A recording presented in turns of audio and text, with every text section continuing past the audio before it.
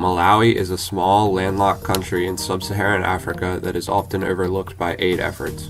With a heavy reliance on rain-fed sustenance agriculture and a major percentage of their agriculture dedicated to tobacco, Malawi is at a high risk of facing hunger issues in times of drought. Lack of irrigation means that they need rain for their sustenance agriculture to be successful so that they have enough food. Even though they have access to an enormous lake, they struggle with water access for crops. Malawi's economy also relies heavily on agriculture, with revenue gained primarily from corn and tobacco. According to the CIA World Factbook, agriculture accounts for a third of Malawi's GDP and 80% of exports. Malawi's reliance on agriculture for both food and revenue, combined with its high risk of drought, make Malawi a great candidate for a program that focuses on improving irrigation and educating farmers on more sustainable agricultural practices.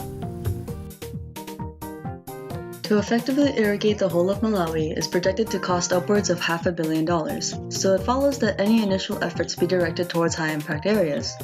For our organization, the Malawi Agricultural Microcredit Foundation, or MAMF, that means focusing on the welfare of subsistence farmers in the lower Shire of Malawi, who have more access to water resources and yet remain the poorest in the country. They rely mostly on rain-fed crops and remain highly vulnerable to unstable weather conditions. Was caused by El Nino weather patterns hit the maize crop, leading to a deficit of about 1 million metric tons.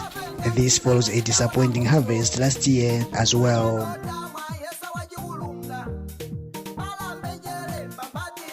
First off, we need to set up the infrastructure for irrigation, targeting lands closer to the rivers and streams dotting the lower Shire. Drip irrigation is a technique that is cost-effective for small plots of land, and the majority of smallholders in Malawi have less than a few acres.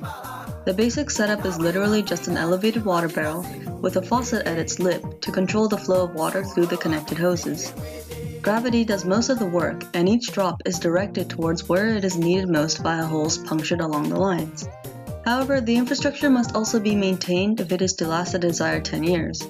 Educational programs will teach farmers to efficiently manage their resources and boost productivity. Finally, all the above will be facilitated through the microlending program, giving these farmers access to credit and financial services that traditional banking systems will not provide.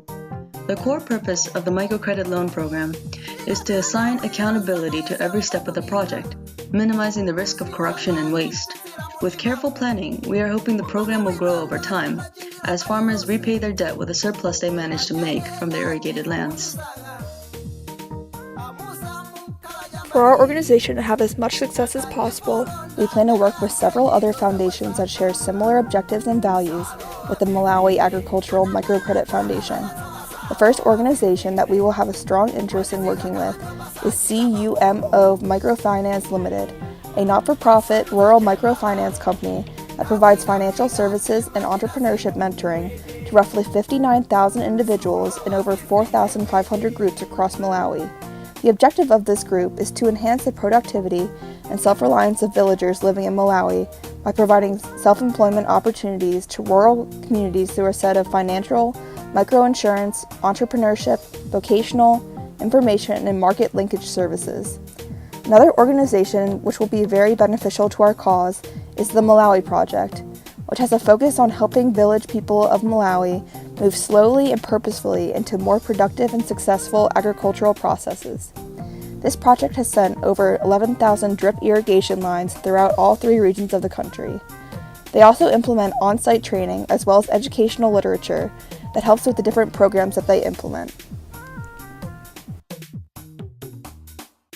When investing money and capital in developing nations and anywhere else, there are several risks associated with the process. Government corruption, cultural differences, and infrastructure problems are some of the risks associated with our mission in Malawi. As an NGO, we are able to work independently of the government and avoid the risks of government corruption and inappropriate allocation of funds. As a non-for-profit organization, you can be sure that any money donated goes directly to microloans, education programs, and irrigation system installation. Culturally normalized issues that we may face while working in Malawi include gender disparity and literacy issues. By partnering with organizations that prioritize empowering women through microloans and requiring extensive education programs, we plan to overcome those issues.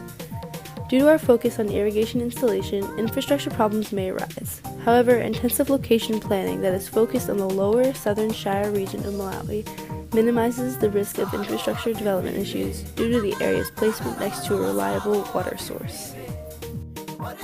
To put it into perspective, $1 million could provide 100,000 microloans at $10 each, or about 165 acres of irrigated farmland. With the $1 million allocated to our organization, we will put 50% towards irrigation, 30% towards educational programs and teachers, and 20% towards microloans. The $200,000 in microloans will provide 20,000 microloans to Malawians in the southern region. The $300,000 for education will be used to create programs and pay for teachers to educate families on proper farming practices, basic economic and business strategies, and irrigation systems. And finally, $500,000 will be spent on constructing irrigation systems throughout the region. This will provide approximately 83 acres of well-irrigated farmland that can ultimately be expanded upon using the knowledge participants gain in their educational program. With the money and support, we hope to make a lasting impact on the lives of Malawians across the southern region and beyond.